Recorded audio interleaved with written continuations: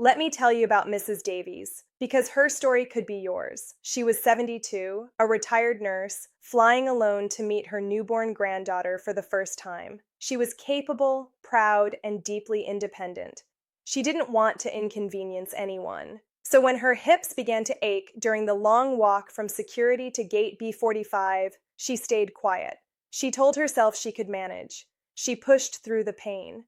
When she reached the gate, exhausted but determined, the jet bridge was steep, with one of those uneven metal connector plates that catches your foot if you're not careful. She was tired. Her balance was off. Her toe clipped the edge. She fell hard. Mrs. Davies never boarded that flight. She left the airport on a stretcher with a fractured hip, her trip replaced by an ambulance ride and surgery. I'm telling you this because her fall wasn't random. It wasn't bad luck. It was preventable. And it happened because she didn't know a secret the airlines would, rather you never discover. There are federal laws written specifically to protect you as you get older. Not airline policies, not courtesy guidelines, but binding legal rights. These laws are meant to guarantee you help, dignity, and time. They are your invisible shield. But here's the uncomfortable truth. Airlines save millions of dollars every year when passengers don't know these protections exist. Every time you're too polite to ask for a wheelchair, they save labor costs. Every time you pay extra for a seat you were legally entitled to for free, they collect pure profit. The system quietly depends on your politeness, your pride, and your fear of being a bother.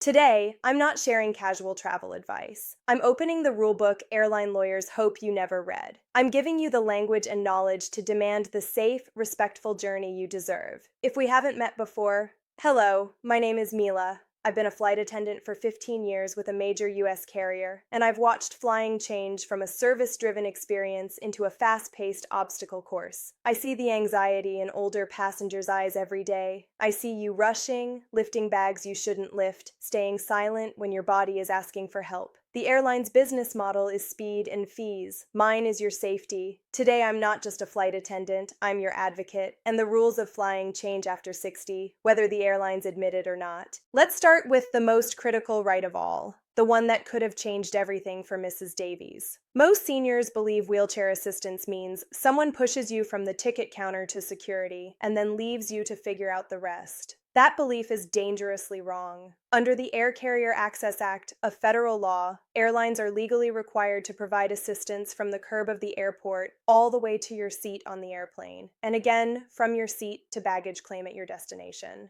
This isn't a courtesy. It's not optional. It includes help with your carry-on bags, assistance through security, help using the restroom along reminding routes, support during connections, and continuous care, so you are never abandoned in the terminal. I'll never forget a gentleman I encountered in Atlanta. He was in his late 70s, traveling from New York to Florida with a connection. A wheelchair attendant brought him from his arrival gate to a central hub, and then simply walked away, saying someone else would take over. No one did. He sat there for 3 hours, confused, dehydrated, and frightened, until he missed his connection. When I saw him later, he was shaking and humiliated. What happened to him wasn't just poor service. It was a violation of federal law. You are never supposed to be left alone mid-journey when you've requested assistance. This matters because flying drains energy in ways most people underestimate. Long walks, standing in lines, rushing to gates, and carrying bags all deplete your reserves. If you exhaust yourself before boarding, you increase the risk of falls, confusion, anxiety, and medical issues once you're in the air. Conserving your strength in the terminal isn't weakness. It's a safety strategy.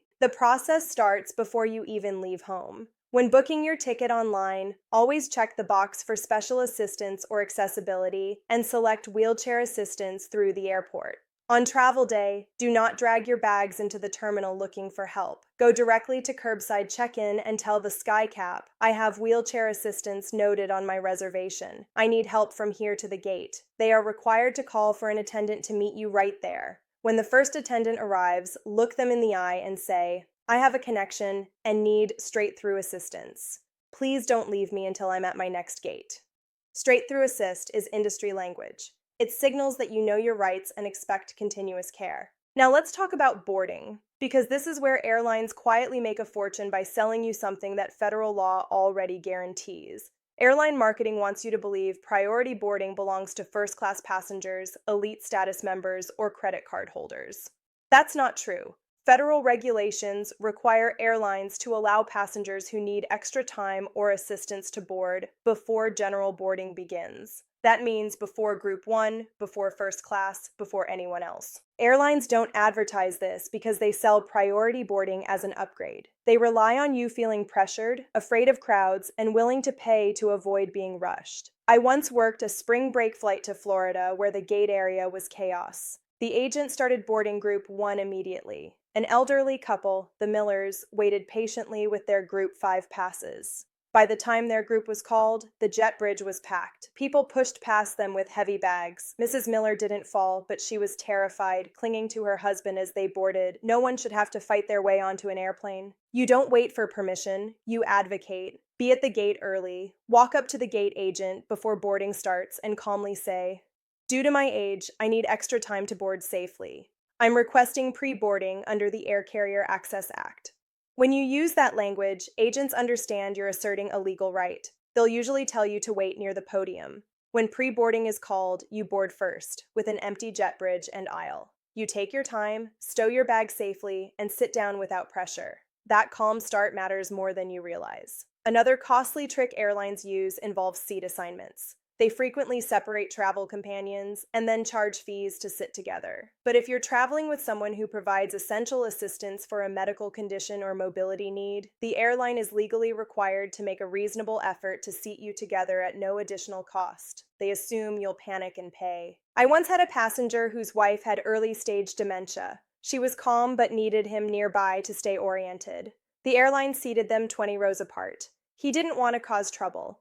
Mid-flight turbulence triggered her confusion, and she began trying to stand up while the plane was shaking. It took several crew members to calm her and reseat her husband beside her. That distress was completely avoidable. This issue is rarely solved online. Algorithms only see revenue. You need a human. Call the airline's disability or accessibility desk directly, not general reservations. When you reach an agent, say clearly, "I am traveling with my husband, who is my essential caregiver for a medical condition. We've been separated, and I'm requesting adjacent seating as a medical accommodation." When framed correctly, the fees disappear and seats open up. These rights alone can save you money, stress, and physical harm. But we're not done. Next, we're going to talk about the hidden features built into airplane seats, how to get medical liquids through security without losing them, and what to do when basic human needs collide with rigid airline rules. Now we move from your rights on the ground to the realities inside the aircraft itself, because this is where discomfort quietly turns into injury when you don't know what you're allowed to do. Think about the last time you tried to slide into an aisle seat.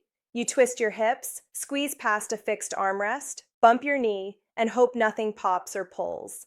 Many travelers assume that armrest is bolted in place. It isn't.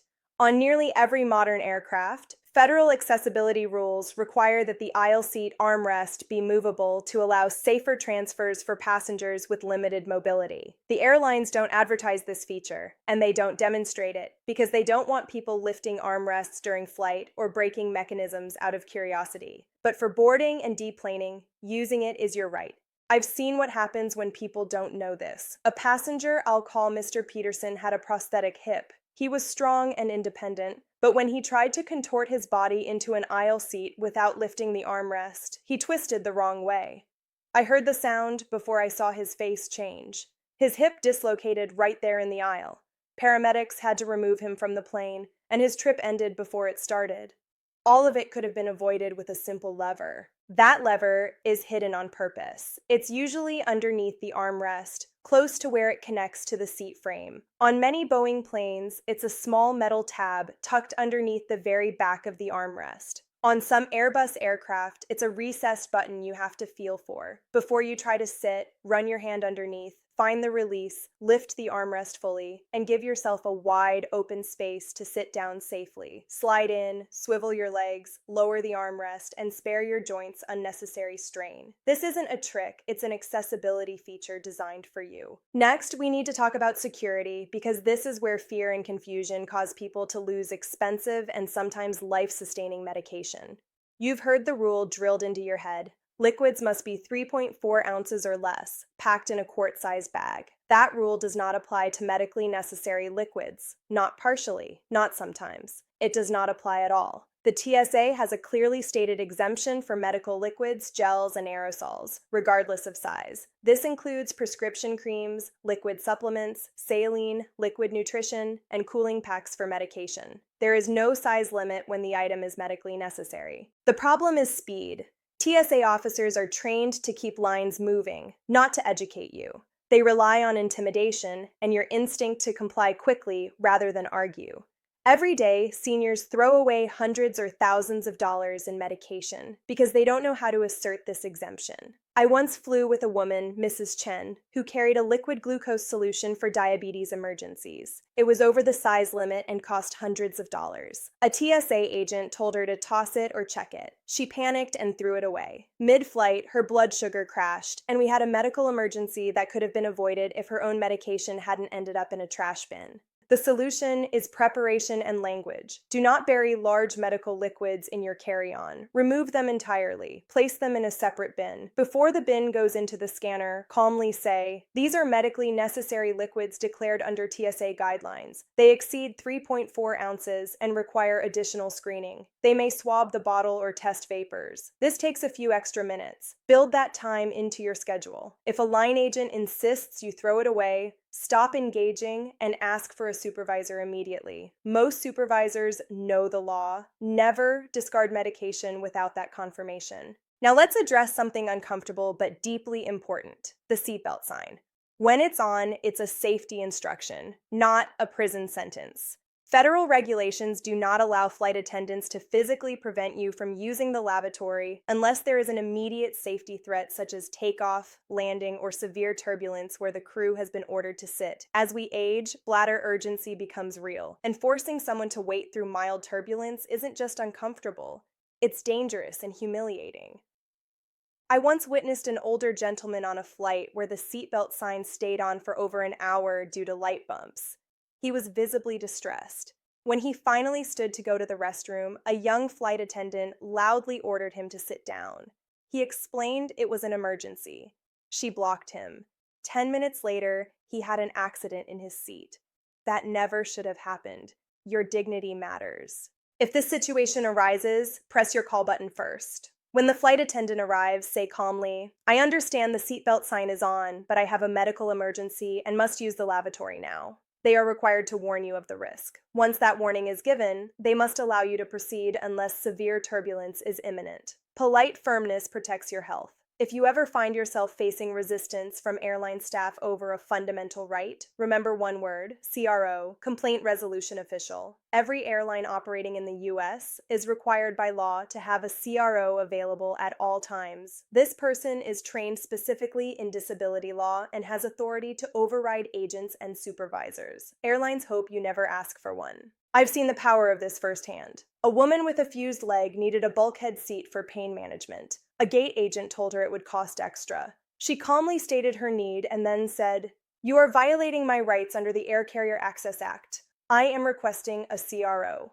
The agent's demeanor changed instantly. A CRO arrived, listened briefly, and ordered the accommodation provided at no cost. Know this term, use it when necessary. We also need to discuss what happens when things go wrong financially. If you are involuntarily bumped from a flight due to overbooking, federal law entitles you to cash compensation, not vouchers. Airlines prefer to offer vouchers because many go unused. If you are delayed more than 1 hour due to involuntary denial of boarding, you're owed 200% of your one-way fare. More than 2 hours, 400%. This is cash or check, not travel credit. Do not leave the desk without asserting this right. Medical devices deserve special attention. If the airline damages or loses an assistive device such as a wheelchair, walker, cane, or CPAP machine on a domestic flight, there is no liability limit. They owe you full replacement value, not depreciation. Report damage immediately before leaving the airport and state clearly that it is an assistive device protected under federal law. I hear 2 questions constantly from older travelers. First, what if I don't look disabled? The answer is simple and heartbreaking. Pain doesn't have to be visible. Airlines are prohibited from demanding proof for standard assistance. If you say you need help, they must believe you. Second, do these rules apply internationally? The Air Carrier Access Act applies to U.S. airlines anywhere in the world and to foreign airlines flying to or from the U.S. Other regions have similar protections, but the procedures vary. Everything we've discussed today comes down to one thing: dignity. When Mrs. Davies fell, it wasn't because she was careless. It was because she felt like a burden.